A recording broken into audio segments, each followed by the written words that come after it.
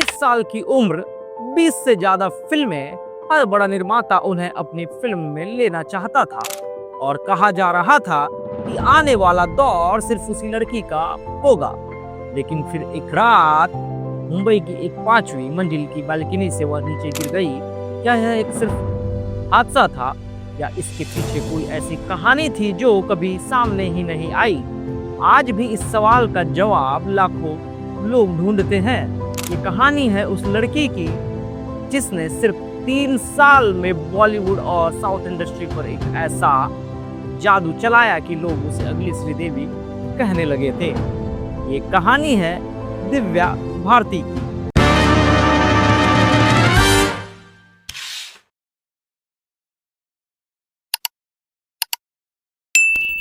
नमस्ते, मेरा नाम अभिमन्यु है। आप देख रहे हैं मसले बॉलीवुड के, जिसमें हम आपको सुनाते हैं कहानी यादगार किरदार को निभा चुके दिग्गज एक्टर और एक्ट्रेस की। इस एपिसोड में कहानी अपने अभिनय के झंडे गाड़ने वाली अभिनेत्री दिव्या भारती की। 25 फरवरी 1974 को मुंबई में दिव्या भारती का जन्म ओम प्रकाश भारती और मीता भारती के घर पर हुआ। उनके पिता एक इंश्योरेंस ऑफिसर थे और परिवार का फिल्म इंडस्ट्री से कोई संबंध नहीं था। बचपन से ही दिव्या बेहद चंचल और आत्मविश्वासी थी। पढ़ाई में उनका मन कम लगता था और उन्होंने 9वीं कक्षा के बाद अभिनय की ओर कदम बढ़ा दिए। शुरुआत में उन्हें कई बार रिजेक्ट किया गया, लेकिन 1990 में तेलुगु फिल्म बोबिली राजा ने उनकी किस्मत बदल दी। फिल्म सुपरहिट रही और रातों रात दिव्या साउथ सिनेमा की नई सनसनी बन गई। इसके बाद लगातार कई सफल तेलुगु फिल्मों ने उन्हें स्टार बना दिया। 1992 में विश्वात्मा रिलीज हुई और उसका गाना 7 समुंदर पार पूरे देश में छा गया। इसके बाद 16 और शबनम और फिर दीवाना आई, जिसमें उनके साथ एक नए अभिनेता थे, शाहरुख खान।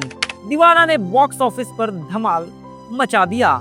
दिव्या को film fair best female debut award भी मिला और वह रातों रात बॉलीवुड की सबसे चर्चित अभिनेत्रियों में शामिल हो गई।